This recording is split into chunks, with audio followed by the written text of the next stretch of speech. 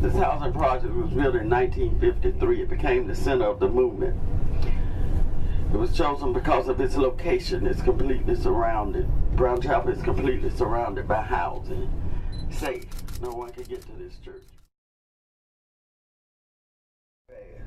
The policeman said there would be no march between Selma and Montgomery.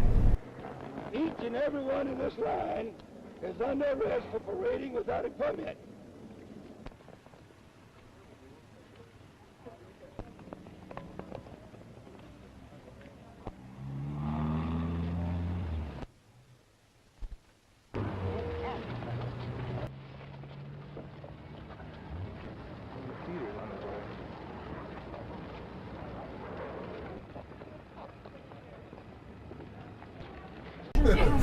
See this building on the right? We're making a left. County Courthouse, Board of Registrars on the first floor. We have been marching to this building since the early 1930s. See this entrance on the back? Colored entrance. I was arrested there for the first time when I was 8 years old, along with my grandmother, for parading without a permit.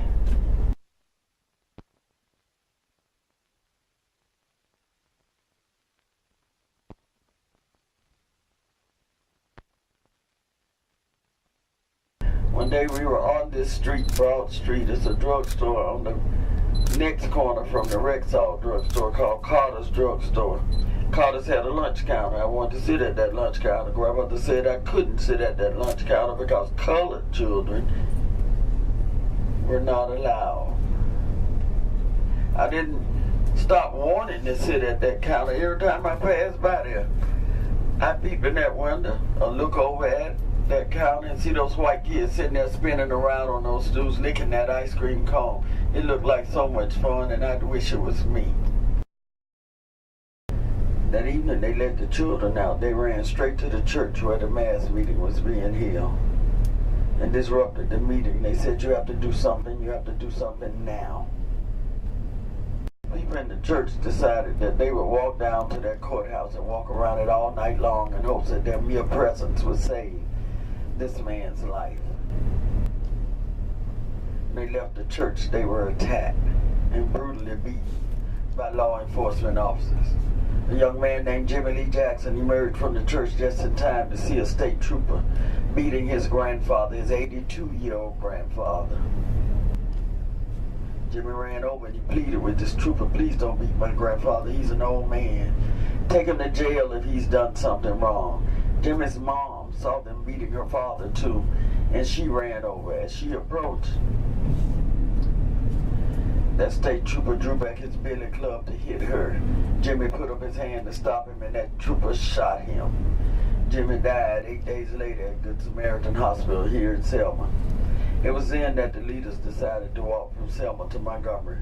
One to protest this young man's senseless death, the other to demand the right to vote from our then Governor George Wallace. On March 7, 1965, we left from that ragged cement on the playground of George Washington Carver Homes and came right down Broad Street and over this bridge and met a wall of policemen. We were led by John Lewis and Hosea Williams. You have 2 minutes to disperse and go back to your church. In 1 minute and 15 seconds, they attacked.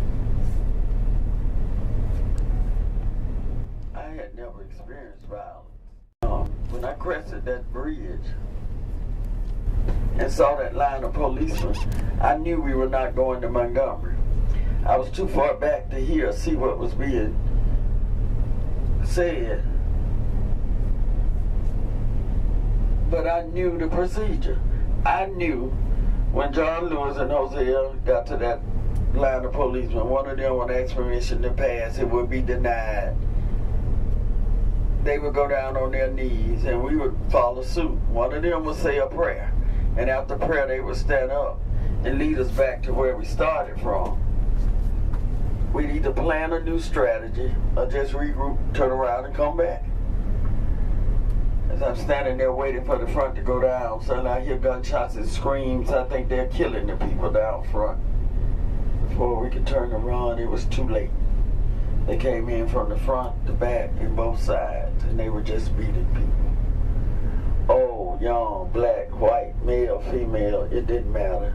They were just beating people.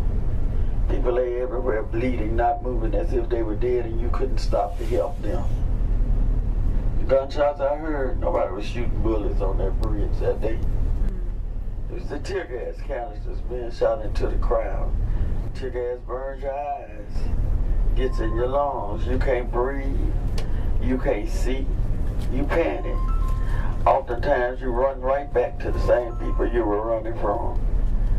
It seemed like it lasted forever. If you could outrun those men on foot, you couldn't outrun the ones on horses. Poor horses were afraid. They were rearing and kicking. Bones were being broken. People were just being trampled. The last thing that I remember seeing on that bridge that day is this horse and this lady. And I don't know what happened. Did the horse run over her? Did the policeman hit her? I don't know. I do know that as I sit here 50 years later, I can still hear the sound her head made when it hit that pavement. The next thing I remember is being right along here where we're parked now in the back of a car. My head was in my sister Linda's lap and Linda was crying. When I became fully awake, I realized what was falling on my face were not my sister's tears. It was her blood. My 14-year-old sister had been beaten on that bridge and had wounds in her head that required 26 stitches. Yet on that Tuesday, March 9th, I held that same sister's hand as we followed Dr. King and Dr. Abernathy across that bridge again. When I crested that bridge, and I'm not embarrassed to tell you that I didn't want any more freedom. Whatever the cost of this freedom was just too much for this 11-year-old. I tried to go back, but my sisters held my hand. And they kept talking. One of them said, "Come on, they're not going to beat Dr. King." I went, but I was scared. This time, Dr. King asked permission to pass. Policeman told him the same thing. There would be no march between Selma and Montgomery. But this time, the front went down.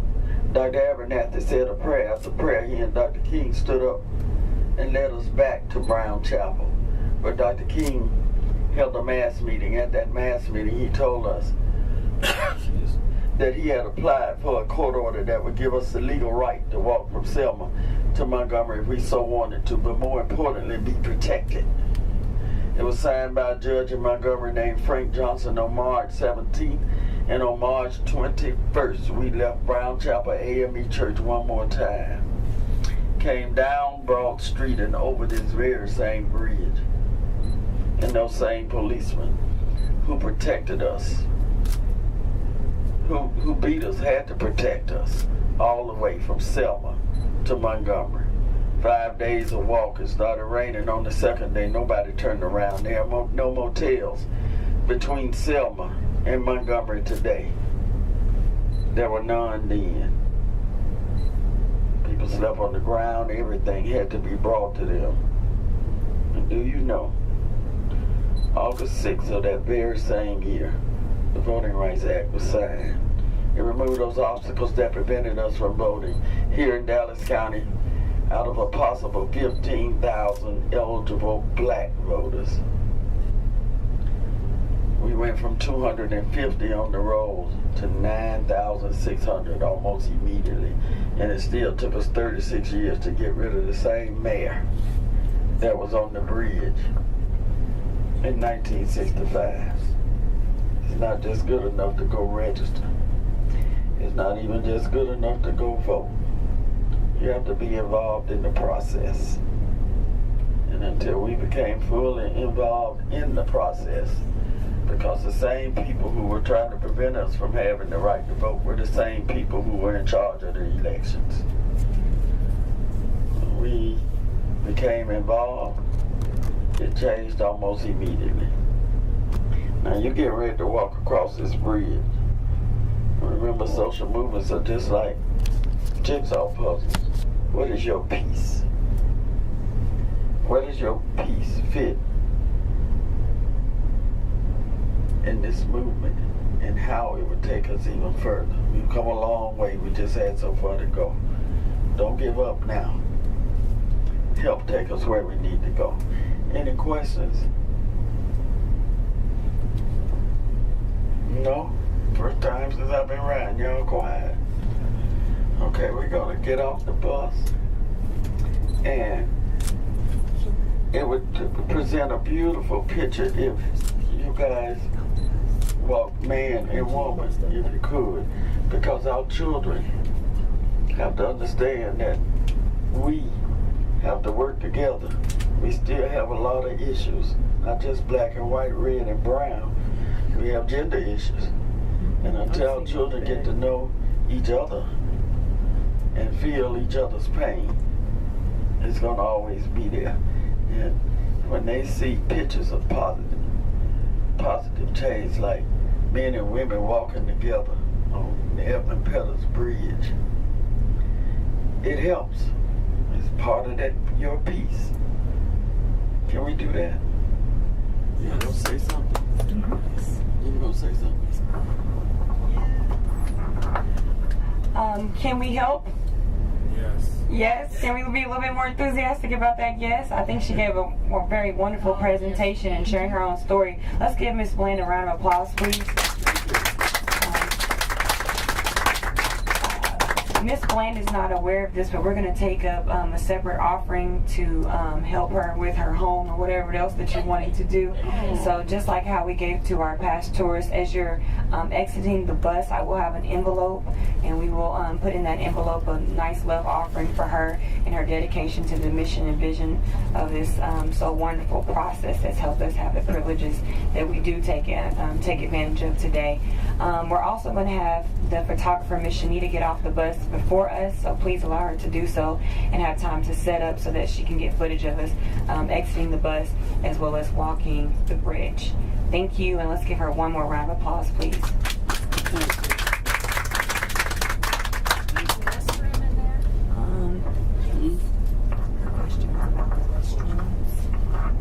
Say again? Could we use the restroom before we take It's not open. Okay. That's the problem that I've been working on here in Selma.